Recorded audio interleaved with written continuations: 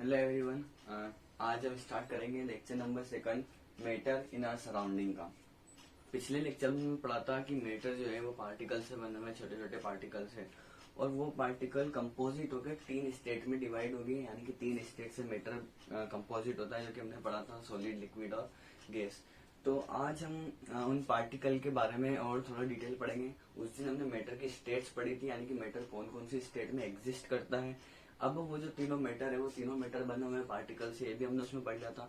पर वो पार्टिकल रहते कैसे, उनका फिजिकल नेचर, उनकी कैरेक्टरिस्टिक्स, वो हम इस लेक्चर में पढ़ेंगे।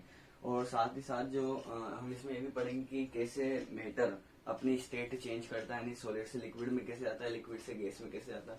तो वो सारी बातें आज हम पढ़ने वाले हैं। तो पुराना लेक्चर थोड़ा रिकॉल कर लेते हैं पहले थोड़ा। तो मैटर जो है वो बना होता है पार्टिकल से, हमने पहले ही पढ़ लिया था। Matter made up of particle. तो फिजिकल नेचर जो है मैटर पार्टिकल का, तो उसमें सबसे पहला क्वेश्चन आपके एनसीईआरटी में दे रखा है कि जो मैटर है वो किसका बना होता है। तो मैटर बेसिकली किसका बना होता है, पार्टिकल का। अब इसका एग्जाम्पल, काफी सारे एग्जाम्पल है। ऐसे चौक आप जब बोर्ड पे लिखते हो तो नीचे जो चौक के छोटे छोटे 10 पार्टिकल जमा हो जाते हैं, तो वो भी एक जो पार्टिकल ही है वो पार्टिकल से कंपोजिट होकर वो चौक फॉर्म हुई है। तो उसका एक अच्छा सा एग्जाम्पल है चौक और ब्लैक बोर्ड का। पार्टिकल कितने, और सेकंड अब बात आती है कि ये जो पार्टिकल है वो उनकी साइज क्या होती है। जैसा कि हम जानते हैं मैटर की साइज तो वेराई करती है। जैसे कि इस मार्कर को देखो, इस बोर्ड को देखो, मार्कर कितना छोटा है और बोर्ड कितना बड़ा है। पर ये मार्कर और ये बोर्ड बिल्कुल छोटे छोटे पार्टिकल से बने हुए हैं। आप इमेजिन भी नहीं कर सकते वो पार्टिकल इतने छोटे हैं। तो जो पार्टिकल का फिजिकल नेचर होता है, पार्टिकल का फिजिकल नेचर होता है, तो फिजिकल नेचर ये है पार्टिकल का। तो पार्टिकल जो रहते हैं वो काफी ज्यादा छोटे होते हैं। पार्टिकल्स आर वेरी टाइनी और स्मॉल बियॉन्ड आर इमेजिनेशन। हम सोच भी नहीं सकते कि पार्टिकल कितना छोटा होता है। यहाँ एक एग्जांपल है, मान लीजिए मैंने एक डॉट लगा दी, तो ये डॉट हमको कितनी छोटी दिख रही है, आपको तो शायद कैमरे में नजर भी नहीं आ रही होगी। तो इस डॉट के अंदर भी हजारों लाखों पार्टिकल्स है और उन पार्टिकल ने इस डॉट को इस बोर्ड के ऊपर स्टेबल करके रखा है। तो ये जो है फिजिकल नेचर ऑफ पार्टिकल है। पार्टिकल कितने छोटे होते हैं, तो इसका एक एग्जाम्पल और है। मान लीजिए आपने एक बीकर लिया,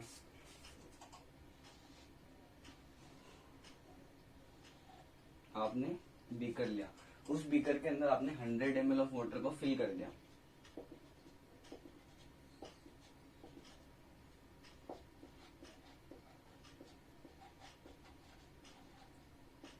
ये बीकर है, इस बीकर के अंदर 100 ml वाटर है। अब इसके अंदर आपने क्या करा, एक बूंद ink, a drop of ink आपने इसके अंदर ऐड कर दी।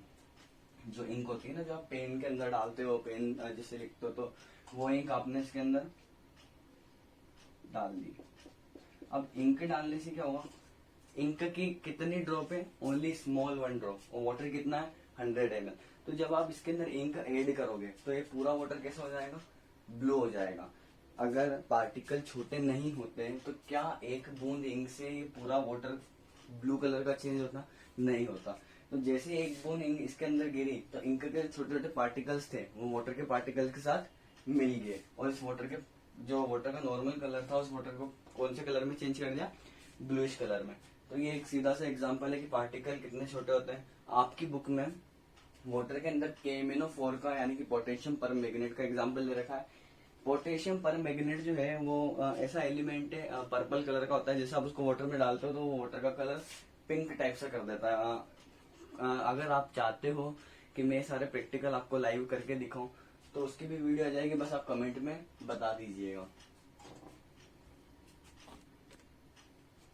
अब जो है बात आती है characteristics of particle. Characteristics of particle यानी कि उन पार्टिकल की क्या क्या ऐसी खासियत होती है जो कि मैटर को 3 स्टेट के अंदर एग्जिस्ट करती है। अगर पार्टिकल सारे ही एक जैसे होते, ध्यान में याद रखना बात, अगर पार्टिकल सारे ही एक जैसे होते तो मैटर की 3 स्टेट होती, नहीं होती। एक ही ऐसी स्टेट होती है जिसके अंदर सारे मैटर क्या करने लग जाता है, लाई करने लग जाते हैं। तो पार्टिकल की कुछ ऐसी कैरेक्टरिस्टिक्स होती है जो कि मैटर को 3 स्टेट में कंपोजिट करती है, यानी कि उन पार्टिकल के गुण। जिसके कारण मैटर तीन स्टेट में एग्जिस्ट होता है। तो हम पढ़ेंगे कैरेक्टरिस्टिक्स ऑफ पार्टिकल।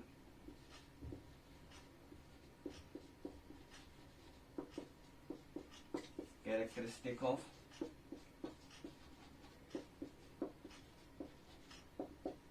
पार्टिकल, यानी कि पार्टिकल कैसे मैटर को तीन स्टेट में कंपोजिट करते हैं। तो उसका जो पहला पॉइंट है, कैरेक्टरिस्टिक्स ऑफ पार्टिकल का पहला पॉइंट है, particle have space between them.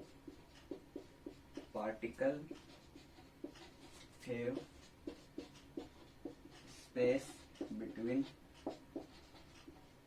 Them, यानी कि ये जो पार्टिकल होते हैं, इन पार्टिकल के बीच में कुछ स्पेस रहती है। अब इसका एग्जांपल मैं बताता हूँ आपको।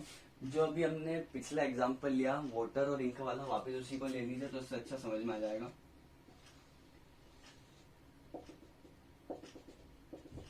ये हमने 100 ml ऑफ वाटर किसके अंदर, बीकर के अंदर फिल कर लिया। 100 ml ऑफ वाटर हमने बीकर के अंदर फिल कर लिया और इसमें हमने a drop of ink add कर दी, यानी कि एक बूंद इंक की हमने इसके अंदर ऐड कर दी। अब होगा क्या, जब हम इसको इंक को इस वाटर के अंदर डालेंगे तो पहले नॉर्मल वाटर का जो कलर था वो कैसा था, व्हाइट। जब हमने इंक ऐड करी तो वाटर का कलर कैसा हो गया, ब्लू। अब इसका रीजन क्या है कि हमने पढ़ा था कि एक बिल्कुल छोटे से मैटर के अंदर भी लाखों पार्टिकल्स होते हैं। तो इस ड्रॉप ऑफ इंक के अंदर भी इस इंक के काफी सारे पार्टिकल होंगे। तो जब मान लीजिए कि ये इंक के पार्टिकल छोटे, ये एक इंक की ड्रॉप है और इसमें काफी सारे ऐसे पार्टिकल है। जब इंक हमने वाटर के अंदर डाली तो मान लीजिए वाटर के पार्टिकल है,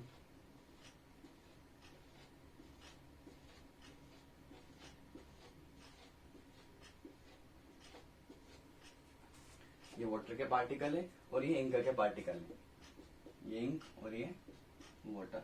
तो जब हम इंक इसके अंदर डालेंगे तो इंक के जो छोटे छोटे पार्टिकल है, ये छोटे छोटे पार्टिकल क्या होंगे, इन वाटर के पार्टिकल के बीच में आके फंस जाएंगे, यानी कि एम्बेडेड हो जाएंगे टोटली। इनके बीच में आकर फंस गए। अब इनके बीच में आके फंस गए तभी तो हमको पूरा वाटर जो है ब्लूइश कलर का दिखा। अगर मान लीजिए अगर हम एक बूंद इंक की डालते, वो इंक की बूंद मात्र एक ही जगह रह जाती। जस्ट एग्जांपल, ये हमारा वाटर था, ये इंक की ड्रॉप। जब अगर पार्टिकल के बीच में स्पेस नहीं होती तो ये इंक की बूंद आके यहाँ ऊपर ही रह जाती, ठीक है। अब जब ये बूंद ऊपर ही रह जाती तो हमको पूरा वाटर का कलर ब्लू नहीं दिखता, ये नीचे वाला जो पूरा वाटर है हमें व्हाइट दिखता और ऊपर वाला वाटर हल्का सा ब्लू दिखता।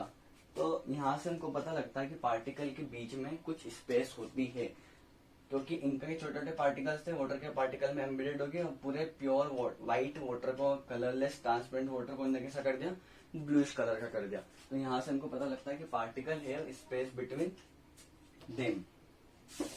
और ये हमने लेक्चर नंबर 1 में भी देखा था, इंटरमोलिकुलर फोर्स की वजह से फोर्स ऑफ अट्रैक्शन कम था तो पार्टिकल के बीच की क्या डिस्प्लेसमेंट बढ़ जाती है। नेक्स्ट जो प्रॉपर्टी आती है वो है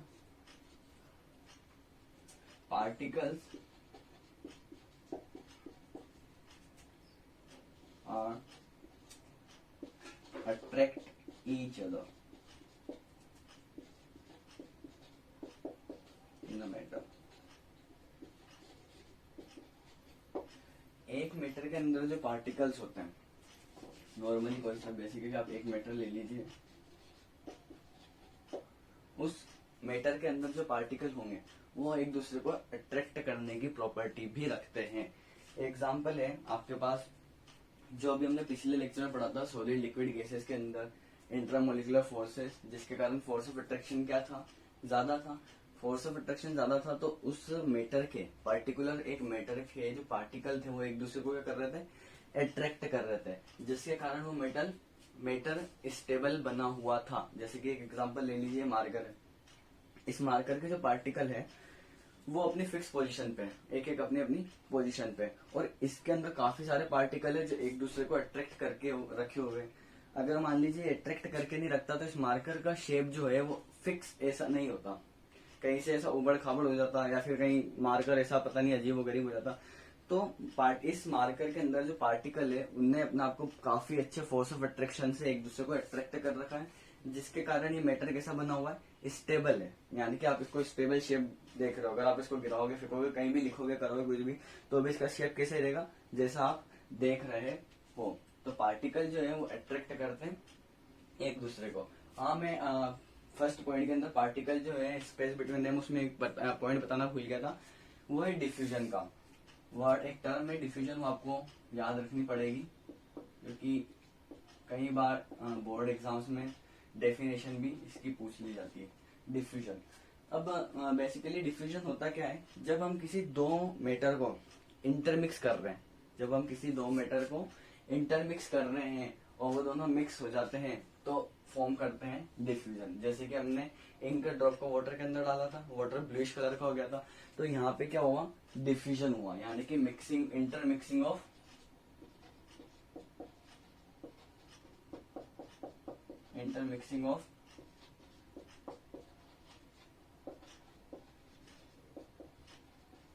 टू मैटर्स। तो ये आपको टर्म याद रखनी पड़ेगी डिफ्यूजन की। कैरेक्टरिस्टिक्स ऑफ पार्टिकल एक बार हो, पार्टिकल के बीच में स्पेस होती है, एग्जाम्पल हो रहा, पार्टिकल जो है एक दूसरे को अट्रैक्ट करके रखते हैं, जिसके कारण मैटर की जो शेप है वो कैसी रहती है, स्टेबल। यानी कि यहाँ से आपको पॉइंट याद रखना है, यहाँ से आपको पॉइंट याद रखना है,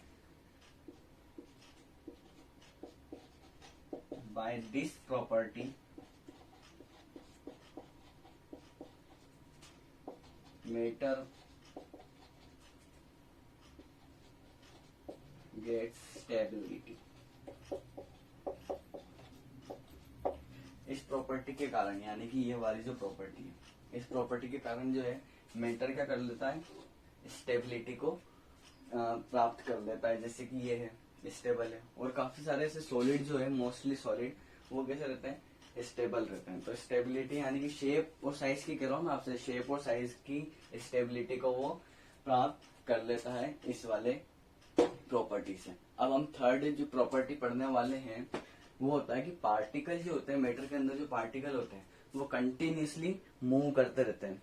what, particle in a matter are continuously moving. इस पॉइंट को यानी इस प्रॉपर्टी को आपको काफी अच्छे से समझना है, क्योंकि यही ऐसी प्रॉपर्टी है जिसके थ्रू आप पता लगा पाओगे कि can matter change it's state. अगर आपको ये प्रॉपर्टी सही से आ गई तो अगला टॉपिक आपको डेफिनेटली आ जाएगा। तो थर्ड जो प्रॉपर्टी है, थर्ड जो मैटर की प्रॉपर्टी है वो है particles are continuously moving in matter. कोई से भी मैटर के अंदर जो पार्टिकल होते हैं वो कंटिन्यूसली मूव करते रहते हैं।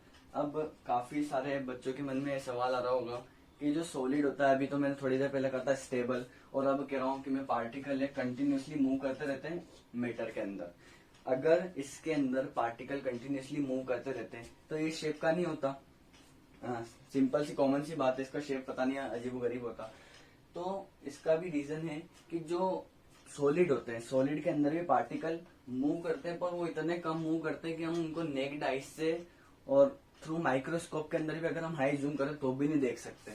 तो पार्टिकल मूव तो करते हैं पर हम उसको नेक्ड आइज से देख नहीं सकते। अब इसका रीजन क्या है वो मैं आपको बताऊंगा।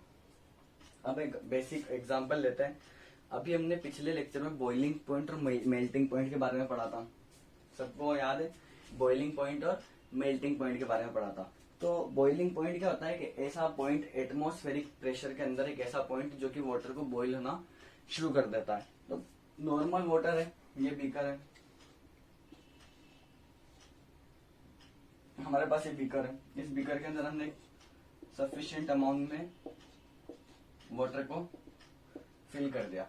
अब जब हम इसको हीट देंगे तो हीट देने के बाद एक ऐसा पॉइंट आएगा, एक ऐसा टेम्परेचर आएगा जिसपे बॉइल होना शुरू कर देगा। तो इस वाटर के अंदर आप नेक्ड आइस से देख सकोगे पार्टिकल क्या कर रहे हैं, कंटिन्यूसली मूव कर रहे हैं बॉइलिंग पॉइंट के बाद। जहाँ कई बार होता है क्या पानी गर्म करते हो जो बबूले उसमें से बबल्स जो होते हैं वो ब्लो होने लग जाते हैं बॉइलिंग पॉइंट पे, यानी कि वो पार्टिकल क्या कर रहे हैं उसके अंदर कंटिन्यूसली मूव कर रहे हैं। तो इसका रीजन क्या है पार्टिकल मूव करने का, पार्टिकल क्यों तेज मूव कर रहे हैं, कैसे तेज मूव कर रहे हैं। तो इसके लिए क्या होता है, टेम्परेचर जो है वो इफेक्ट होता है, यानी टेम्परेचर का इफेक्ट होता है। टेम्परेचर का क्या इफेक्ट होता है, जस्ट मान लीजिए वाटर का ही एग्जांपल लेंगे हम।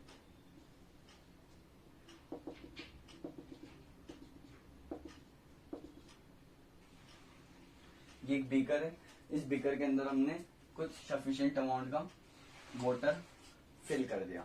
बीकर है, बीकर के अंदर कुछ सफिशिएंट अमाउंट का वाटर फिल कर दिया और फिर हमने इसको हीट दी। क्या दी, हीट दी। अब आप सबको याद है जो हीट होती है वो हीट एक एनर्जी की फॉर्म में, यानी कि हमने यहां से इसको कौन सी एनर्जी दी, हीट एनर्जी। हीट एनर्जी देने से इसका टेम्परेचर क्या हुआ, इसका टेम्परेचर इंक्रीज हुआ। ये बात आपको अच्छे से समझनी है, इसको अगर नहीं समझे तो आपको ये समझ में नहीं आएगा कि मैटर जो है अपनी स्टेट कैसे चेंज करता है। ये तो समझ जाओगे कि चेंज करता है, हाँ ये हो गया वो हो गया, रटी हुई टर्म्स रट जाओगे, पर एक फील नहीं आएगा कि आपको जो चेंज हो रहा है मैटर वो कैसे हो रहा है। तो उसका रीजन यही है, मोस्टली रीजन यही है कि पार्टिकल जो है कंटिन्यूसली मूव करते रहते हैं। हीट एनर्जी दी जिसके कारण टेम्परेचर क्या हुआ, बढ़ा। अब हमें याद है कि ये वाटर भी एक तरीके का मैटर है। वाटर जब एक मैटर है तो वाटर के अंदर जो पार्टिकल्स है, वाटर के अंदर पार्टिकल्स है, इस वाली प्रॉपर्टी से कंटिन्यूसली मूव कर रहे होंगे अभी इस कंडीशन में, है ना। तो जब हमने इसको टेम्परेचर दिया तो वो जो मूविंग पार्टिकल्स है, उन मूविंग पार्टिकल्स ने इस हीट एनर्जी को एब्जॉर्ब कर लिया। क्या कर लिया, इस हीट एनर्जी को एब्जॉर्ब कर लिया। मान लीजिए कोई बॉल है, कोई भी मैटर है, इसको जब मैंने यहाँ से हीट दी तो ये हीट एनर्जी जब इसके अंदर गई, इस मैटर के अंदर गई, तो इस मैटर के अंदर जो पार्टिकल थे उनने इस हीट एनर्जी को क्या करा, एब्जॉर्ब करा। हीट एनर्जी एब्जॉर्ब करा किस फॉर्म में, काइनेटिक एनर्जी के फॉर्म में। किसकी फॉर्म में उनने इसको एब्जॉर्ब करा, काइनेटिक एनर्जी की फॉर्म में। अब क्वेश्चन आता है क्यों काइनेटिक एनर्जी की फॉर्म में ही यूज करा, क्योंकि काइनेटिक एनर्जी ही ऐसी एनर्जी होती है जो कि किसी भी रेस्ट बॉडी को या फिर मूविंग बॉडी को और तेज मूव कराती है, या फिर नॉर्मली किसी भी रेस्ट बॉडी को क्या कराती है, मूव कराती है। तो यहाँ पर बात हो रही है किस चीज की, मोशन की, यानी कि कंटिन्यूसली मूव करते हैं। तो मूव कराने के लिए कुछ एनर्जी चाहिए रहती है। आज अगर मैं यहाँ हूँ, ये मार्कर यहाँ पड़ा है, यही पड़ा रहेगा, पर मैंने इसको कुछ फोर्स दिया, फोर्स, मेरा जो फोर्स था वो इसकी एनर्जी में कन्वर्ट हुआ, ये मूव करने लगा, यानी कि इसके अंदर कोई काइनेटिक एनर्जी आ गई। तो यहाँ पे पार्टिकल्स अभी मान लीजिए ऐसे थे, इनने हीट एनर्जी को गेन करा। हीट एनर्जी को गेन करा किस फॉर्म में, काइनेटिक एनर्जी के फॉर्म में। जब उनने इस काइनेटिक एनर्जी की फॉर्म में उसको एब्जॉर्ब करा, तो वो जो एनर्जी उसको यूज करनी पड़ेगी। तो यहाँ पर जो एनर्जी इन पार्टिकल के पास है वो कौन सी थी, काइनेटिक एनर्जी। और काइनेटिक एनर्जी क्या करती है, कंटिन्यूसली मोशन कराती है। तो यहाँ पर ये पार्टिकल क्या करने लग जाएंगे, जल्दी जल्दी मूव करने लग जाएंगे। अब इनके जो मोशन के कारण क्या होगा, जो इनकी फिक्स पोजीशन रहेगी, यानी कि अभी ये पार्टिकल फिक्स पोजीशन पे थे तो वाटर यहीं तक ही था। फिर जैसे हमने हीट एनर्जी दी, काइनेटिक एनर्जी इसके अंदर आई और काइनेटिक एनर्जी ने उस पार्टिकल को मोशन कराना शुरू कर दिया। तो मोशन कराने से क्या हुआ कि जैसे ये पार्टिकल अपनी पोजीशन पे था तो ऊपर नीचे ऐसे होने लग गए, पार्टिकल अपनी फिक्स पोजीशन से हिलने लग गए। जिसके कारण क्या हुआ, जब अपनी फिक्स पोजीशन से, मान लीजिए दो पार्टिकल है, फोर्स ऑफ अट्रैक्शन में बंधे हुए हैं, अगर मैं इनको हीट देता हूं तो ये पार्टिकल ऐसे ऐसे हिलने लग जाएंगे। जब ये पार्टिकल मोशन करने लग गए तो इनके बीच का जो फोर्स ऑफ अट्रैक्शन है उसकी जो वैल्यू है, यानी कि मेजरमेंट है, फोर्स ऑफ अट्रैक्शन क्या होने लग गया, कम। और हमने पिछले लेक्चर में पढ़ा था कि जहां पर फोर्स ऑफ अट्रैक्शन कम होता है वहां पर दो पार्टिकल के बीच का जो डिस्टेंस और डिस्प्लेसमेंट होता है वो क्या होता है, बढ़ जाता है। तो जाहिर सी बात है अभी वाटर किस स्टेट में है, वाटर अभी किस स्टेट में, लिक्विड स्टेट में। लिक्विड स्टेट में माइल्ड फोर्स ऑफ अट्रैक्शन होता है, पार्टिकल थोड़े पास पास होते हैं। जब हमने इसको काइनेटिक एनर्जी दी, पार्टिकल थोड़े दूर दूर जाने लग गए, यानी कि लिक्विड स्टेट से वो अपना फेस चेंज करने लग गया। थोड़ा फील आया, यानी कि लिक्विड के अंदर हमने पिछले लेक्चर जरूर देखना, अगर वो नहीं देखा हुआ तो ये चीज आपको थोड़ी समझने में थोड़ी प्रॉब्लम होगी। तो लिक्विड के अंदर जो पार्टिकल थे थोड़े पास पास थे क्योंकि फोर्स ऑफ अट्रैक्शन माइल्ड था। वही बात करते हैं हम गैसियस स्टेट की, तो गैसियस स्टेट में वो माइल्ड फोर्स ऑफ अट्रैक्शन बिल्कुल था ही नहीं जैसा लिक्विड में था। तो डिस्प्लेसमेंट वहां पर गैसियस स्टेट में ज्यादा हो गया था। तो यहाँ पर भी क्या हो रहा है, डिस्प्लेसमेंट ज्यादा हो रहा है पार्टिकल के बीच का, तो फोर्स ऑफ अट्रैक्शन कम हो रहा है। तो जिसके कारण अगर ये डिस्प्लेसमेंट ज्यादा हो जाएगा तो वाटर का जो फुलफिल लेवल था अभी मैंने यहाँ तक डिसाइड करा था, जब ये पार्टिकल के बीच का डिस्प्लेसमेंट बढ़ेगा तो इनका फुलफिल लेवल यानी कि पार्टिकल यहाँ तक मूव करने लग जाएंगे एक पॉइंट पर आगे। और जब पार्टिकल अपनी वॉल्यूम चेंज कर रहा है तो वॉल्यूम चेंज सिर्फ एक ही केस में हमने पढ़ी थी और वो थी गैसियस स्टेट। ये आपको याद रखना है, यानी कि यहाँ से पार्टिकल लिक्विड स्टेट से किस स्टेट में मूव करने लग गए, गैसियस स्टेट में। आया फील थोड़ा, यानी कि लिक्विड स्टेट में था वहां से किस स्टेट में चल गए, गैसियस स्टेट में। सिर्फ और सिर्फ किस कारण, कंटिन्यूसली मूविंग होने के कारण। कंटिन्यूसली मूव कब हुए, जब उसके अंदर काइनेटिक एनर्जी थी। काइनेटिक एनर्जी कहाँ से आई, जब हमने उसको हीट एनर्जी दी। हीट एनर्जी के कारण क्या हुआ, टेम्परेचर बढ़ा। तो यहां से एक पॉइंट आता है, on increasing temperature, on increasing temperature kinetic energy also increases. ये आपको याद रखना है, काफी इंपॉर्टेंट पॉइंट है। यानी कि आप इसको यूं भी लग सकते हो, kinetic energy directly proportional to temperature. ये आपको याद रखना है। अब ये हीट एनर्जी यहाँ पे काइनेटिक एनर्जी क्यों चेंज हुई, चाहता तो वो पार्टिकल यूज करके ऊपर अपनी हीट में वापस लॉस कर सकते थे। तो इसका बेसिकली फंडा है कि कंजर्वेशन ऑफ एनर्जी जो हमने पढ़ा था 7th 8th क्लास में, तो ये वहीं से आया है कि कंजर्वेशन ऑफ एनर्जी क्या होती है, कंजर्व रहती है, ना तो एनर्जी लॉस होती है ना एनर्जी को कोई बना सकता है। तो एनर्जी सिर्फ क्या होती है, ट्रांसफर होती है एक बॉडी से दूसरी बॉडी में। तो बस वही फंडा लगा, इसलिए हीट एनर्जी काइनेटिक एनर्जी में चेंज हो गई। तो यही थी इसकी थर्ड प्रॉपर्टी। तो अब हम पढ़ेंगे can matter change it's state. ये आपका एनसीईआरटी का टॉपिक है, क्या मैटर अपनी स्टेट चेंज करता है। तो उसका आंसर बिल्कुल यस है, अगर आपने पिछला वाला टॉपिक पढ़ा हो तो। और जिसने अगर पिछला वाला टॉपिक जिसको सही से समझ में नहीं आया तो वही सारी हम बातें यहाँ पर करेंगे। यूं समझिए आपका रिपीट रिवीजन हो रहा है पिछले वाले टॉपिक का। Can matter change it state, तो इसका आंसर है यस। अब एक एग्जाम्पल से समझते हैं, वाटर। वाटर जो है ऐसा मैटर है जो कि तीनों स्टेट में एग्जिस्ट करता है। तो हम यहाँ पे देखेंगे, एक तो वाटर होता है जो नॉर्मल कंडीशन में जो वाटर होता है, नॉर्मल जो वाटर होता है जो आप पानी पीने में यूज करते हो, खाना पकाने में यूज करते हो, नहाने में यूज करते हो। तो एक तो वो वाटर है नॉर्मल कंडीशन में जिसका टेम्परेचर अगर हम मेजर करें तो वो रहता है 13 degree Celsius, 11 to 13 degree Celsius normal water का। और ये जो नॉर्मल वाटर है ये किस स्टेट में लाई करता है, लिक्विड स्टेट में।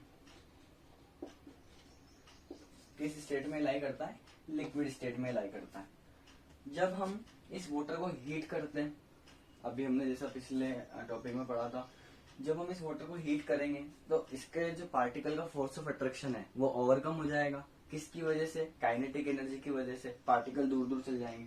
तो इसको हम जब हीट करेंगे तो ये वेपर की फॉर्म में कन्वर्ट हो जाएगा। किस फॉर्म में कन्वर्ट हो जाएगा, वेपर की फॉर्म में कन्वर्ट हो जाएगा। तो वेपर की फॉर्म में जब ये कन्वर्ट हो गया तो लिक्विड के बाद पार्टिकल अगर दूर दूर रहते हैं तो वो किस स्टेट में रहते हैं, गैसियस स्टेट में। तो यहाँ पर वाटर हीट होने पर किस स्टेट में चेंज हो गया, गैसियस स्टेट में वाटर चेंज हो गया, जो कि नॉर्मल नहीं रहता, इसका टेम्परेचर रहता है हॉट। और ये लाई करता है 100 डिग्री सेल्सियस पे। कितने पे, 100 डिग्री सेल्सियस पे। आपके पास नॉर्मल वाटर है, उसको हीट करा कितने टेम्परेचर तक, 100 डिग्री सेल्सियस टेम्परेचर तक। तो ये किसमें चेंज हो जाएगा, वेपर स्टेट में चेंज हो जाएगा, जो कि गैसियस स्टेट होती है। जब इस वाटर को आप कूल करते हो, क्या करते हो, कूल, वाटर को आपने क्या करा, कूल करा, यानी कि ठंडा करा। वाटर को आपने ठंडा करा तो वाटर को जब हम ठंडा करते हैं तो बेसिकली आप क्या करते हो, ट्रे के अंदर वाटर को रख के फ्रीज में रख देते हो, तो कुछ समय बाद वाटर क्या हो जाता है, फ्रीज हो जाता है। फ्रीज होने के बाद वो क्या किस में कन्वर्ट हो जाता है, आइस में। किस में कन्वर्ट हो जाता है, आइस में। और आपने देखा होगा आइस, अगर आइस का फिजिकल अपीयरेंस देखे तो वो कैसा होता है, सॉलिड स्टेट जैसा। नॉर्मली आइस कैसा रहता है, कोल्ड। और इसका जो टेम्परेचर होता है वो आइडियल टेम्परेचर है, यानी कि 0 डिग्री सेल्सियस। तो यहाँ से आपको 3 बातें पता लग रही है कि एक तो जो वाटर है यानी कि मेटर, वो अपनी स्टेट चेंज कर रहा है। दूसरी बात ये कि जब हम उसको हीट कर रहे हैं, तो वो किस स्टेट में जा रहा है, जिस स्टेट के अंदर पार्टिकल की डेंसिटी कम हो। हीट कर रहे हैं तो पार्टिकल की डेंसिटी कम हो। पिछले लेक्चर में हमने डेंसिटी के बारे में बात की थी, तो वहां पर आपको ये चीज जरूर देखनी पड़ेगी। तो हीट करने पर जो है मैटर किसकी तरफ बढ़ता है, जहां पर पार्टिकल डेंसिटी कम हो। और वहीं पर अगर हम कूल कर रहे हैं, जब वाटर को कूल कर रहे हैं यानी कि टेम्परेचर उसका डाउन कर रहे हैं, तो टेम्परेचर डाउन के वक्त वो किस स्टेट में मूव कर रहा है, जिसकी डेंसिटी ज्यादा है। तो यहाँ से आपको पता लग रहा है कि हाँ मैटर चेंज करता है, उसकी स्टेट कब कब करता है, टेम्परेचर बढ़ाने और घटाने के ऊपर। तो यहाँ से हमको एक बात नोट हुई, वो है, एक नंबर लाइन बना लेते हैं।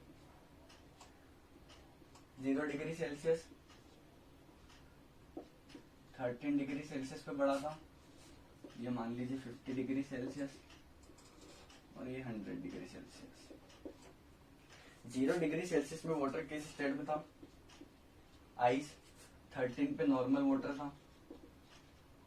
और जैसे हम टेम्परेचर बढ़ाया वैसे वो किस स्टेट में चल गया, वेपर स्टेट में, यानी गैसियस स्टेट में। तो आइस को हम जब वाटर में कन्वर्ट करेंगे तो हमें यहाँ क्या करनी पड़ेगी, इसको हीट। आइस को अगर हमको मेल्ट करना है, पिघलाना है, तो हम उसको क्या करेंगे, हीट देंगे। वाटर से गैसियस स्टेट में जाएंगे यानी कि लोअर डेंसिटी की तरफ, तो क्या करना पड़ेगा, हीट। तो आपकी बुक के अंदर ये वाला चार्ट ऐसे बता रखा है, सॉलिड, लिक्विड और गैसियस स्टेट। हीट करते हो तो सॉलिड लिक्विड में चेंज होगा, हीट करते हो तो लिक्विड गैसियस में चेंज होगा। गैसियस से लिक्विड में आओगे तो इसको क्या करना पड़ेगा, कूल। और यहाँ पर भी इसको कूल करना पड़ेगा।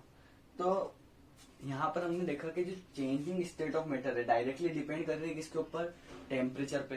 टेम्परेचर बढ़ा रहे हैं तो ये सॉलिड यानी कि हायर डेंसिटी लेवल से किसकी तरफ बढ़ रहा है, लोअर डेंसिटी पार्टिकल लेवल की तरफ। वहीं ठंडा कर रहे हैं यानी कि टेम्परेचर घटा रहे हैं, तो ये लोअर डेंसिटी पार्टिकल किसकी तरफ मूव कर रहा है, हायर डेंसिटी पार्टिकल की तरफ। तो यहाँ से आपको एक पॉइंट ध्यान में रखना है, वो है पहला, on increasing temperature matter state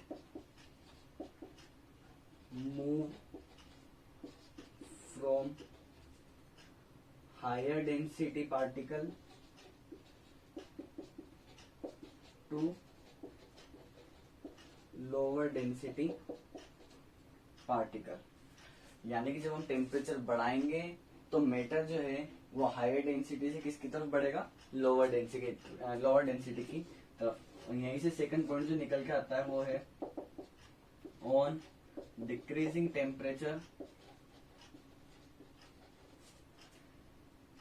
particle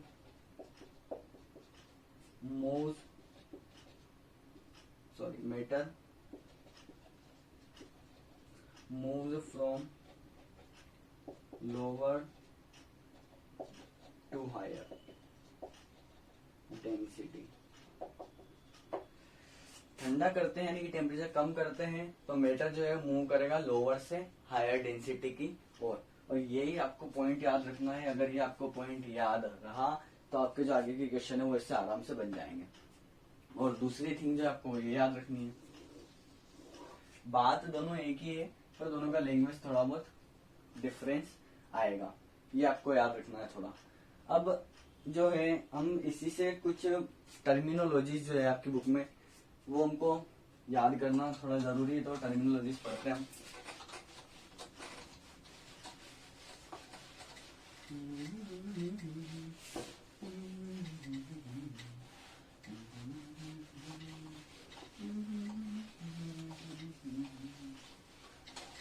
तो terminologies, S stand for solid, बड़ा नहीं लिख रहा हूं मैं, L stand for liquid, and G stand for gas. तो जब सॉलिड लिक्विड में चेंज होता है, क्या हुआ, सॉलिड लिक्विड में चेंज होता है, तो इस प्रोसेस को हम कहते हैं फ्यूजन। एक आइस है, आइस को अगर आप मेल्ट करोगे वाटर में चेंज हो जाएगा, तो ये वाली जो प्रोसेस होगी इसको कहेंगे हम फ्यूजन, यानी कि सॉलिड लिक्विड में चेंज हो रहा है तो इसको कहेंगे हम फ्यूजन। लिक्विड गैस में चेंज होता है तो इसको कहते हैं हम वेपराइजेशन। क्या कहेंगे, वेपराइजेशन। अभी पिछले हमने पढ़ा ना, वाटर को हीट देते हैं तो किस फॉर्म में कन्वर्ट होता है, वेपर, तो वेपर का फॉर्म होना इसको कहेंगे हम वेपराइजेशन। गैस से सॉलिड में जाएंगे तो इसको कहेंगे हम सब्लिमेशन। क्या कहेंगे, सब्लिमेशन। उल्टा है तो भी यही कहेंगे, सॉलिड से अगर गैस बनाना है तो भी सब्लिमेशन, गैस से लिक्विड बनाना है तो कहेंगे कंडेंसेशन। इसका मैं आपको बाद में एग्जांपल दूंगा, डेली लाइफ में काफी आपने देखा ही है टर्म कंडेंसेशन। और लिक्विड से जब आप सॉलिड बना रहे हो तो ये होगा सॉलिडिफिकेशन। सॉलिडिफिकेशन यानी सॉलिड का फॉर्म होना। ये टर्मिनोलॉजी भी काफी इंपॉर्टेंट है, याद रखनी है। कई बार वो डेफिनेशन पूछ लेता है, what is fusion, what is solidification, condensation क्या है, वेपराइजेशन में क्या डिफरेंस है, और सब्लिमेशन क्या है, तो ये आपको याद रखना काफी ज्यादा जरूरी है। तो ये टर्मिनोलॉजी आपको याद रखनी ही पड़ेगी। अगर आगे अगर आपको थोड़ा वर्डिंग में हो सकता है कि क्वेश्चन में आपको टर्मिनोलॉजी के साथ ही आपको कुछ क्वेश्चन पूछ ले, व्हाट इज फ्यूजन, कंडेंसेशन वगैरह, तो आपको याद रखना पड़ेगा। अब जो है नेक्स्ट हम पढ़ेंगे, अभी हमने पढ़ा कि मैटर चेंज होता है एक स्टेट से दूसरे स्टेट में। अब जो आगे हम पढ़ने वाले कि वो मैटर जो है, मैटर अपनी स्टेट कैसे चेंज करता है। तो अभी हमने पढ़ा था वाटर को हम हीट दी, हीट देने से क्या हुआ, वेपर स्टेट में गया, यानी कि गैसेज स्टेट में गया, लिक्विड से गैसेज स्टेट में गया। तो वो गया कैसे, हमने वैसे ये जो टॉपिक है पिछले वाले टॉपिक में पढ़ चुके हैं हम ये, पर फिर भी एक बार और हम पढ़ लेते हैं ताकि जिसको वो समझ में नहीं आया था यहाँ पर वो समझ में आ जाए। तो लेटेस्ट देखा बीकर, एक बीकर लेते हैं,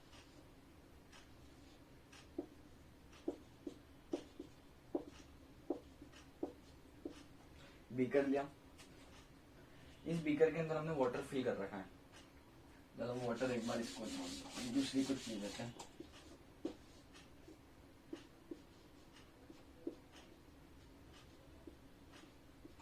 बीकर है, बीकर के अंदर हमने आइस क्यूब ले लिया, एक क्या लिया, आइस क्यूब। अब ये अपनी स्टेट कैसे चेंज करेगा, इसको स्टेट चेंज करवाने के लिए हमको क्या करना पड़ेगा, आइस को मेल्ट करना पड़ेगा। आइस मेल्ट कब होगा, जब हम हीट बढ़ाएंगे, यानी कि टेम्परेचर को क्या करेंगे, राइज करेंगे, तब जाके आइस क्यूब जो है मेल्ट होगा और लिक्विड स्टेट में चेंज होगा। ये अभी हमने पढ़ा था। पर ये जो है टेम्परेचर बढ़ाने से आइस लिक्विड स्टेट में कैसे चेंज हुआ, ये अब हमको पढ़ना है। हमने हीट दी, यहां से हमने इसको हीट एनर्जी प्रोवाइड कराई। ओके, हीट एनर्जी हमने प्रोवाइड कराई। हीट एनर्जी प्रोवाइड कराने के कारण इसका जो टेम्परेचर था, नॉर्मल टेम्परेचर से क्या हुआ, इंक्रीज हुआ। अब जब इसका टेम्परेचर बढ़ा तो टेम्परेचर को गेन किसने किया, आइस क्यूब ने। तो आइस क्यूब ने जब टेम्परेचर गेन किया तो ये जो हीट एनर्जी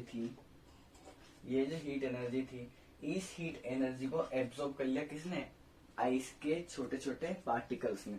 और उनने इस जिस पार्टिकल ने हीट एनर्जी को एब्सॉर्ब किया, उस हीट एनर्जी को हमने यूज करा एज अ काइनेटिक एनर्जी। अब जैसा हमको याद है कि आइस के अंदर जो है फोर्स ऑफ अट्रैक्शन ज्यादा रहता है, तो पार्टिकल काफी पास रहते हैं, इसलिए कैसा है, हार्ड। जब इसके अंदर काइनेटिक एनर्जी आ जाएगी तो जो पार्टिकल है अपनी पोजीशन को छोड़ना चाहेंगे, यानी कि इधर उधर भागेंगे, जिसके कारण पार्टिकल के बीच का जो डिस्प्लेसमेंट है वो क्या हो जाएगा, बढ़ जाएगा, तो जिसके कारण ये आइस ये किसमें चेंज हो जाएगा, वाटर में, यानी कि लिक्विड स्टेट में। तो आपको बस ये याद रखना, हीट एनर्जी थी, हीट एनर्जी किसमें चेंज होगी, काइनेटिक एनर्जी है। पुराना पूरा वही कंसेप्ट है, इसके अलावा कुछ भी नहीं है। नई बात क्या आती है वो अब हम पढ़ेंगे। नई बात ये है कि जब आइस सॉलिड की फॉर्म में था, यानी कि सॉलिड था, जब क्यूब की फॉर्म में था, जब उसका टेम्परेचर हमने ऑब्जर्व करा तो वो उसका टेम्परेचर कितना था, 0 डिग्री सेल्सियस। कितना था, 0 डिग्री सेल्सियस। पर जब ये आइस कन्वर्ट हुआ किसमें, ये आइस कन्वर्ट हुआ लिक्विड यानी कि वाटर के अंदर। नॉर्मल वाटर का टेम्परेचर कितना होता है, 13 डिग्री सेल्सियस। पर जब ये हाथों हाथ कन्वर्ट हो गया तो वाटर का नॉर्मल टेम्परेचर 13 डिग्री सेल्सियस नहीं था, बल्कि उसका टेम्परेचर जब हमने मेजर करा तो वो भी कितना था, 0 डिग्री सेल्सियस। यहाँ आती है बात, आइस नॉर्मल था, नॉर्मल आइस का टेम्परेचर 0 डिग्री सेल्सियस होता है।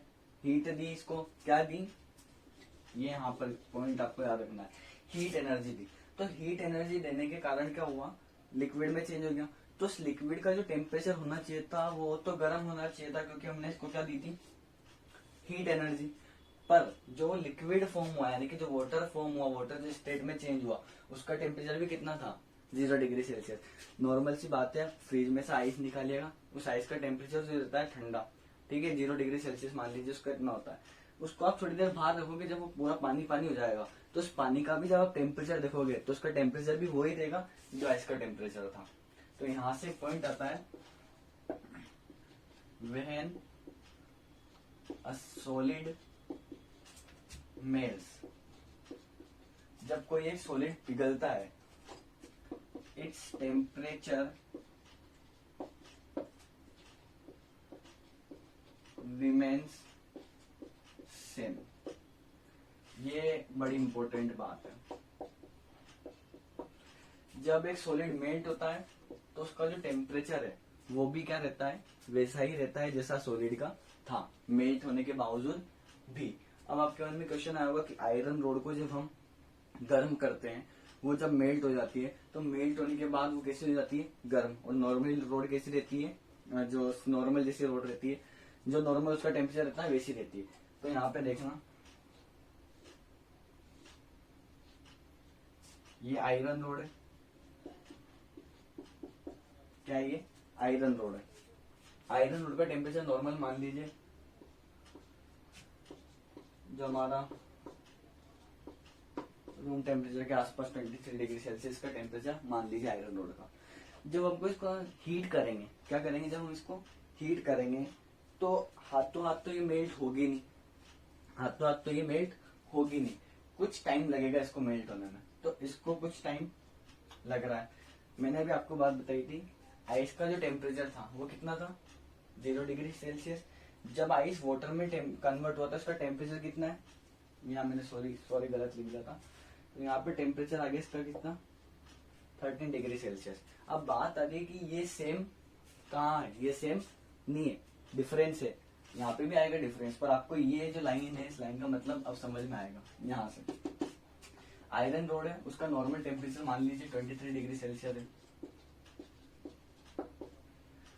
आयरन है 23 डिग्री सेल्सियस का नॉर्मल टेम्परेचर। जब हमने इसको हीट दी, इस आयरन रोड को जब हमने हीट दी तो ये हाथों हाथ तो मेल्ट हुई नहीं होगी। पहले इसने क्या करा, पार्टिकल उसको टेम्परेचर को गेन करते गए करते गए करते गए, पर एक पॉइंट ऐसा आ गया जहां पर वो उस टेम्परेचर को टॉलरेट नहीं कर पाए और आयरन जो रोड जो थी वो क्या होगी, मेल्ट हो गई।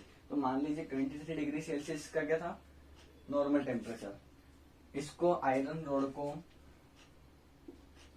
400 डिग्री सेल्सियस तक, 400 डिग्री सेल्सियस तक हमने गर्मी में रखा, और 400 डिग्री सेल्सियस तक जो पार्टिकल्स ने इसका टेम्परेचर क्या कराया, टॉलरेट कर लिया। अब वो क्यों करा टॉलरेट, क्योंकि फोर्स ऑफ अट्रैक्शन इतना ज्यादा था कि हमको मेल्टिंग पॉइंट भी काफी ज्यादा उसको देना पड़ा, डेंसिटी बहुत ज्यादा थी पार्टिकल्स की। तो 400 डिग्री सेल्सियस तक हमने उसको गर्म करा। फिर 400 डिग्री सेल्सियस तक जब हमने उसको गर्म करा तो एक पॉइंट यानी कि 401 डिग्री सेल्सियस एक ऐसा पॉइंट आ गया जहां पे वो जो पार्टिकल है उसका इतना टेम्परेचर टॉलरेट नहीं कर पाए और आयरन रोड क्या होगी, मेल्ट होगी।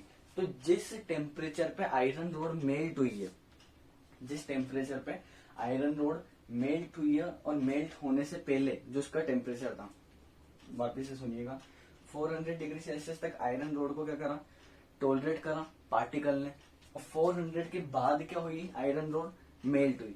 तो आयरन रोड का मेल्ट होने से पहले का टेम्परेचर कितना था, 400 डिग्री सेल्सियस, और मेल्ट होने के बाद भी आयरन का रोड का जो टेम्परेचर था वो कितना हो गया, 400 डिग्री सेल्सियस। यानी कि ये एक ऐसा टेम्परेचर है जिसपे वो मेल्ट हो रहा है। तो मेल्ट होने के बाद और मेल्ट होने के पहले का जो टेम्परेचर रहेगा वो क्या होता है, सॉलिड का सेम होता है। वही बात है, व्हेन अ सॉलिड मेल्ट, जब सॉलिड मेल्ट होता है इट्स टेम्परेचर रिमेन सेम, तो उसका टेम्परेचर जो रहता है वो क्या रहता है, सेम रहता है।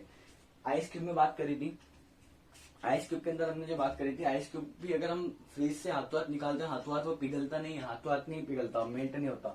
तो कुछ हद तक उसके आइस के जो पार्टिकल है वो टेम्परेचर टोलरेट कर जाते हैं, पर जब ये वाला टेम्परेचर आ जाता है, कौन सा वाला, ये वाला टेम्परेचर आ जाता है, तो वहां पर उसके पार्टिकल टोलरेट नहीं कर पाते और आइस किस में चेंज होता है, वाटर में। तो ये एक ऐसा टेम्परेचर है, तब जब इससे पहले अगर हम आइस को हाथ लगा के देखेंगे तो भी उसका टेम्परेचर मेजर करके देखेंगे, सॉरी, तो उसका टेम्परेचर कितना रहेगा, 13 डिग्री सेल्सियस। मेल्ट होने के बाद भी उसका टेम्परेचर क्या रहेगा, 13 डिग्री सेल्सियस ही रहेगा। तो बस ये बेसिकली बात थी, ये आपको समझना है। एनसीईआरटी में लाइन लिखी हुई है, when a solid melts its temperature remains same, तो काफी इंपॉर्टेंट है और नोट कर लीजिएगा इसको पॉज करके।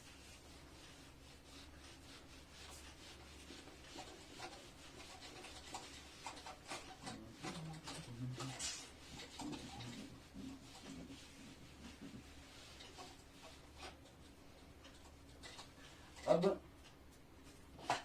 बात आती है लेटेंट हीट की, किसकी, लेटेंट हीट। लेटेंट हीट क्या होती है, जब कोई भी हमने मेटर लिया, उस मेटर को हमने हीट दी, तो अभी हमने बात करी थी कि जब सॉलिड मेल्ट होता है तो उसका टेम्परेचर क्या रहता है, सेम रहता है।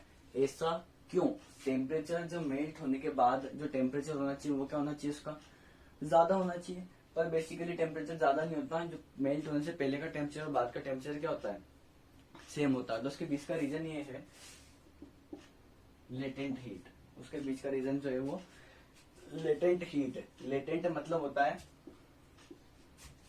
हिडन,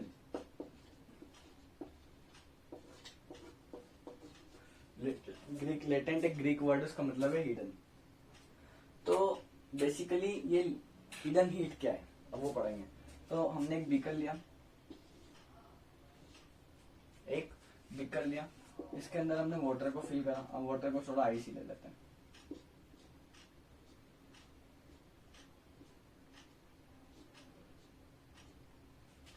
हमने आइस क्यूब ले लिया इस बीकर के अंदर। जैसे हम उसको हीट करेंगे, हमने क्या यहाँ से हीट एनर्जी दी,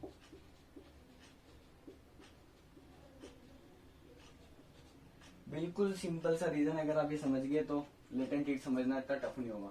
हीट एनर्जी दी, वही जो इस आइस के पार्टिकल ने इस हीट एनर्जी को किस में यूज करा, काइनेटिक एनर्जी में। काइनेटिक एनर्जी में यूज करके ये मेल्ट हो गया और फिर लिक्विड स्टेट में ये चेंज हो गया। सारी बातें ये थी। तो जब ये हीट एनर्जी हम दे रहे हैं, वो कौन यूज कर रहा है, काइनेटिक एनर्जी की फॉर्म में यूज कर रहा है। तो काइनेटिक एनर्जी भी तो एक एनर्जी है। तो काइनेटिक एनर्जी जब खुद एक एनर्जी है, तो फिर इस आइस के अंदर भी क्या होनी चाहिए, हीट होनी चाहिए। जब आइस मेल्ट हो रहा है, पानी जो बन रहा है, वो पानी क्या होना चाहिए, गर्म होना चाहिए, क्योंकि काइनेटिक एनर्जी है उसमें। तो ऐसा क्या हुआ कि वो काइनेटिक एनर्जी हमको नजर नहीं आई, वो लॉस कर गई। तो उसका मेन रीजन ये है कि जब हमने इसको हीट दी तो उसके पार्टिकल जो थे उन्होंने क्या एक्वायर करी, काइनेटिक एनर्जी एक्वायर कर ली। यहाँ तक आपको बात अभी हमने पढ़ा था। अब इसके एक स्टेप आगे चलते हैं। तो ये जो काइनेटिक एनर्जी जो पार्टिकल्स ने यूज करी, वो उन पार्टिकल ने मोशन करते वक्त लॉस कर दी। एक एग्जांपल है, आपकी अभी आप बिल्कुल टायर्ड हो, मैंने आपको एक केला खिलाया, आपको एक केला खिला के आप कितना 100 मीटर तक दौड़ लिए, फिर आप थक गए, फिर मैं आपको एक और केला खिला दूंगा, फिर आप 100 मीटर तक दौड़ोगे। फिर ऐसे मैं आपको क्या करता रहूंगा, फूड टाइम टू टाइम देता रहूंगा, जिससे आपकी एनर्जी क्या होगी, मेंटेन होगी। तो सिमिलरली काइनेटिक एनर्जी ने उन पार्टिकल के लिए, वो जो पार्टिकल मोशन कर रहे थे, उस मोशन को, पार्टिकल जो मोशन कर रहे थे उसके लिए एक फूड का काम कर दिया। यानी कि उनको वो मोशन कर रहे हैं तो कुछ तो चाहिए, एनर्जी के लिए कुछ तो चाहिए। तो वो kinetic energy as a food resource use कर रहे हैं ताकि वो अपना मोशन जो है कंटिन्यू रख सके और अपनी स्टेट चेंज कर ले। तो होता क्या है, बेसिकली जो काइनेटिक एनर्जी है वो पार्टिकल्स जो है जिन्होंने काइनेटिक एनर्जी एक्वायर करी थी, वो मोशन के बीच में क्या हो गई, काइनेटिक एनर्जी लॉस हो गई। ठीक है, वो काइनेटिक एनर्जी क्या होगी, लॉस होगी, जिसके कारण जो पहले का टेम्परेचर था और बाद का जो टेम्परेचर है वो दोनों क्या हो गए, सेम हो गए। तो इसलिए हमने इसको कहा लेटेंट हीट क्या है, लेटेंट हीट जो हिडन हीट थी, यानी कि जो काइनेटिक एनर्जी यूज करी पार्टिकल ने, जो लॉस कर दी, वो जो लॉस वाली जो एनर्जी है उसको हमने कह दिया लेटेंट हीट। यहां से आपको याद रखना है लेटेंट हीट। अब हमने पढ़ा था जब ये आइस पिघलेगा इसमें लिक्विड स्टेट में, तो हमने इसको एक टर्म दी थी फ्यूजन, यानी कि जब सॉलिड से कोई भी चीज लिक्विड में आती है तो उसको हम कहते हैं फ्यूजन। तो यहां से हम बात करेंगे लेटेंट हीट ऑफ फ्यूजन की।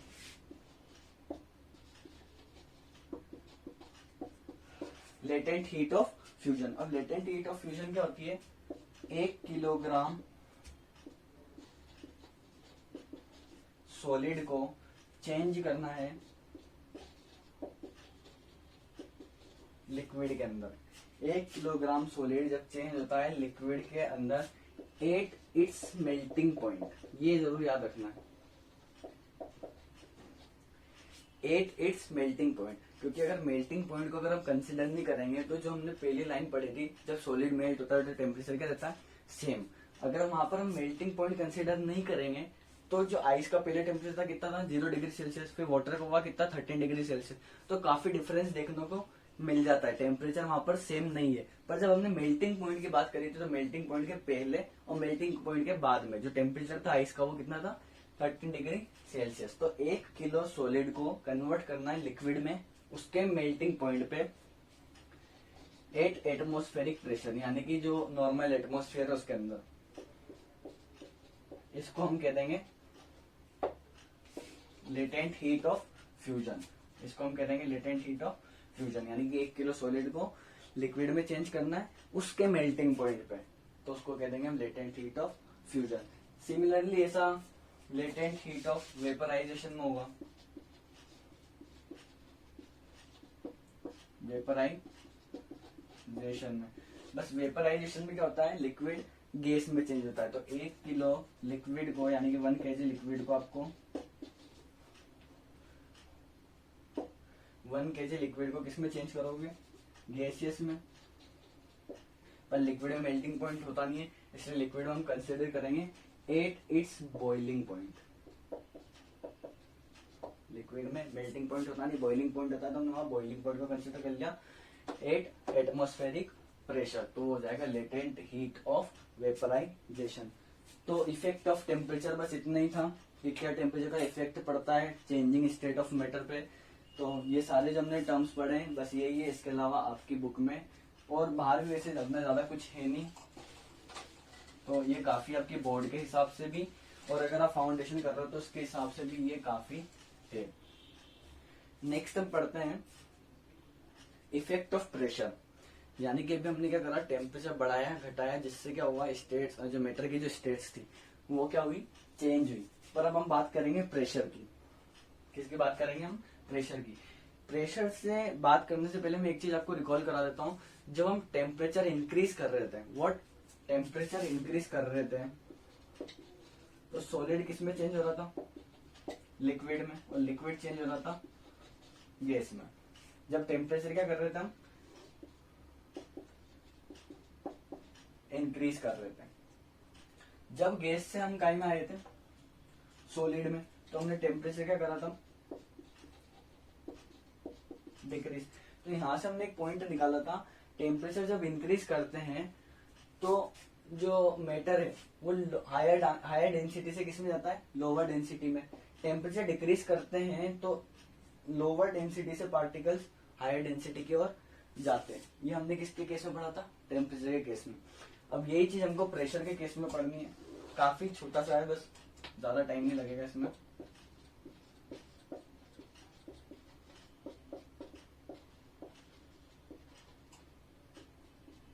इफेक्ट ऑफ टेम्परेचर का क्या इफेक्ट पड़ता है, ये तो हमने इसमें पढ़ा था।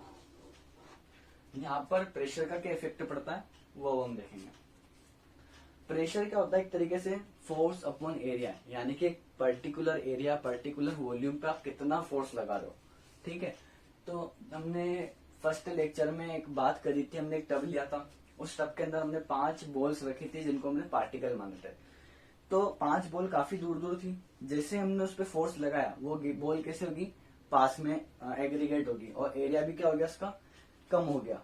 तो वहां पर हमने देखा था कि जैसे हम फोर्स बढ़ा रहे थे पर्टिकुलर एरिया में, तो जो पार्टिकल है वो क्या हो रहे थे, पास पास एग्रीगेट हो रहे थे, जिसके कारण उसकी डेंसिटी क्या हो रही थी, बढ़ रही थी। डेंसिटी क्या हो रही थी, बढ़ रही थी, यानी कि वो डेंसिटी किसकी तरफ आ रही थी, सॉलिड की तरफ। पार्टिकल पहले कैसे थे, दूर दूर थे। तो वही चीज हमको, कंसेप्ट हमने पढ़ रखा है पर टर्मिनोलॉजी थोड़ी बहुत आती नहीं है, तो वो हम यहाँ पे देखेंगे। तो हमने एक लिया सिलेंडर,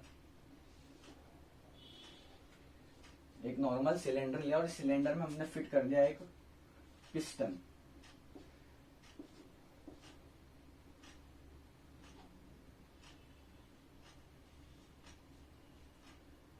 एक पिस्टन हमने इसमें लगा दिया। पिस्टन यानी कि इंजेक्शन टाइप होता है ना, पीछे रबड़ का जो होता है गैस, उस टाइप से। और इसके अंदर हमने कुछ गैस डाल दी।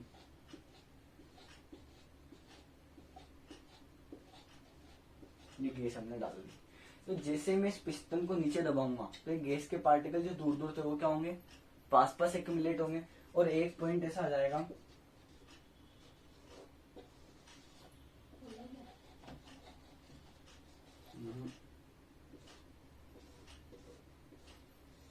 एक पॉइंट ऐसा आ जाएगा कि पिस्टन, इसका लेवल देखो कितना डाउन हो गया, इतना डाउन। तो पिस्टन जब नीचे आया तो पार्टिकल कैसे हो गए, नीचे।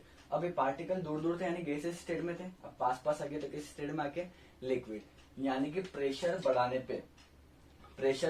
पे जो पार्टिकल से या फिर मेटर है वो किस तरफ मूव करता है, लोअर डेंसिटी से हायर डेंसिटी की तरफ। यानी कि on increasing pressure matter moves from lower to higher density. ये काफी इंपॉर्टेंट पॉइंट है प्रेशर का। प्रेशर जैसे जैसे बढ़ाएंगे तो मीटर मूव करेगा लोअर डेंसिटी से हायर डेंसिटी की तरफ। तो प्रेशर का इफेक्ट सिर्फ इतना ही होता है और आपको इतना ही याद रखना है। तो हमारा effect of pressure, effect of temperature, changing states of matter में कंप्लीट हो चुका है। अब मैंने एक चीज छोड़ी थी, सब्लिमेशन। मैंने आपको बस नाम बताया था और थोड़ी सी प्रोसेस बताई थी कि अगर सॉलिड से गैस में आपको डायरेक्ट जाना हो या फिर गैस से सॉलिड में डायरेक्ट चेंज करना हो मैटर को, तो आप क्या करते हो, सब्लिमेशन करते हो। पर सब्लिमेशन से रिलेटेड कुछ टॉपिक्स थे तो वो क्लियर करेंगे। जैसे हमने पढ़ा था सॉलिड से लिक्विड में जाने के लिए और लिक्विड से गैस में जाने के लिए हमको हीट देनी पड़ेगी। पहले हम सॉलिड से किस में जाएंगे, लिक्विड से हीट देनी पड़ेगी। फिर वो जो लिक्विड होगा उस लिक्विड को आप ओवर हीट करोगे तो किस में चेंज हो जाएगा, गैसियस में। गैस से लिक्विड में जाने के लिए अपोजिट कूल करना पड़ेगा, यहाँ पे भी कूल इसको करना पड़ेगा, तब जाके आप सॉलिड में जा पाओगे। पर एक ऐसा तरीका भी है जिससे आप डायरेक्ट सॉलिड से किस में जा सकते हो, गैस में। उस प्रोसेस को कहते हैं सब्लिमेशन। सब्लिमेशन। और vice versa it is also true, अगर आपको गैस से सीधा सॉलिड में जाना हो तब भी आप क्या कहोगे उसको, सब्लिमेशन। अब सब्लिमेशन के अंदर क्या होता है, सब्लिमेशन के अंदर हीट तो आपको यहाँ पर भी देनी है और यहाँ से आप गैस से जब सॉलिड बना रहे हो तो कोल्ड आपको यहाँ पर भी करना है। पर जब हम सॉलिड से लिक्विड में गए थे तो हमने इस प्रोसेस का नाम दिया था फ्यूजन। क्या नाम दिया था, फ्यूजन। और लिक्विड से जब गैस में गए थे तो इसको कहा था हमने वेपोराइजेशन। गैस से लिक्विड में आए थे तो कंडेंसेशन, और जब लिक्विड से सॉलिड में आए तो सॉलिडिफिकेशन। और सॉलिड से लिक्विड में, सॉलिड से गैस में जाएगा सब्लिमेशन, और गैस से सॉलिड में आओगे तो भी सब्लिमेशन ही कहेंगे। पर मेजर डिफरेंस ये है कि हमने ये दोनों चीजें पढ़ी है, ये दोनों चीजें अभी तक नहीं पढ़ी, और ये भी पढ़ चुके हैं, सॉरी, सॉलिडिफिकेशन। आइस को हमने वाटर में करा यानी कि फ्यूजन, जो वाटर था उस वाटर को हमने वेपर में कर दिया यानी वेपराइजेशन, लिक्विड यानी कि वाटर को जब हमने आइस बनाया तो सॉलिडिफिकेशन। अब कंडेंसेशन जो बात आती है, कंडेंसेशन मोस्टली देखने को मिलता है जब बारिश होती है। बारिश के समय क्या होता है, रिवर पॉन्ड लेक जो भी होते हैं तो उसमें क्या होता है, इवापोरेशन होता है। इवापोरेशन या फिर वेपराइजेशन ही आप अभी इसको समझिए। इवापोरेशन में आपको बाद में बताऊंगा ताकि आपको अच्छे समझ में आ जाएगा। डिफरेंस है वेपराइजेशन इवापोरेशन में काफी, पर अभी आप उसको यही लेके चलिए। यानी कि पानी क्या उड़ जाता है, भाप बन के उड़ जाता है। तो वो जो पानी भाप बन के उड़ रहा है तो एक एटमॉस्फेरिक प्रेशर पे जब वो पहुंचेगा यानी कि ऊपर पहुंचेगा तब वो धीरे धीरे ठंडा होने लग जाएगा, उसकी काइनेटिक एनर्जी लॉस होने लग जाएगी, जिसके कारण वो जो पानी है ठंडा होने के बाद क्या होगा, सुनना वापिस से सुनना, पानी ऊपर गया वेपर के फॉर्म में। वेपर क्या होती है, गैस यानी कि पार्टिकल काफी दूर दूर थे, ऊपर जाते जाते उसने काइनेटिक एनर्जी अपनी लॉस कर दी। जब उसने अपनी काइनेटिक एनर्जी लॉस करी तो यानी कि वो क्या होने लग गया, उसके पार्टिकल वापस से पास पास आने लग गया, ठंडा होने लग गया। पास पास आ रहे मतलब ठंडा हो रहा है, फोर्स ऑफ अट्रैक्शन क्या हो रहा है उसका बढ़ रहा है, जिसके कारण वो गैस वापस किस में चेंज होगी, लिक्विड में। और लिक्विड में चेंज होने के बाद कंडेंस होगी, कंडेंस होने के बाद फिर वो एज अ रेन बारिश के रूप में जमीन पे वापस आने लगी। तो वो होती है कंडेंसेशन। डेली लाइफ का एग्जांपल जब बारिश होती है ना आपके, वो कंडेंसेशन की वजह से होती है, आप इतना याद रखिए। अब सब्लिमेशन क्या होता है, डायरेक्ट सॉलिड से अगर आपको गैस में चेंज करना हो तो आप सब्लिमेशन कर सकते हो। अभी हमने पढ़ा था लेटेंट हीट ऑफ फ्यूजन, यानी कि हीट हिडन थी।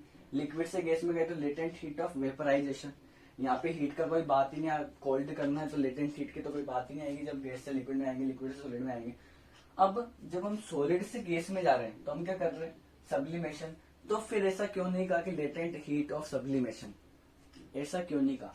तो उसका मेजर रीजन ये है कि जब हम सॉलिड से गैस में जाएंगे तो मेल्टिंग पॉइंट बीच में आता है, पर वो मेल्टिंग पॉइंट जो है उससे पहले का और उसके बाद का जो टेम्परेचर रहता है वो सब्लिमेशन के अंदर सेम नहीं होता है। उसका जो टेम्परेचर होता है वो डिपेंड करता है कि आप उसको कितना टेम्परेचर दे रहे हो, यानी कितनी हीट उसको आप दे रहे हो। इसलिए वहां पर हमने latent heat of sublimation word use नहीं करा था। सब्लिमेशन एक बेसिकली प्रोसेस है सॉलिड को डायरेक्ट गैस में कन्वर्ट करने के। तो आपको ये याद रखना है। इस सब्लिमेशन का मेन एग्जांपल है कपूर लीजिए।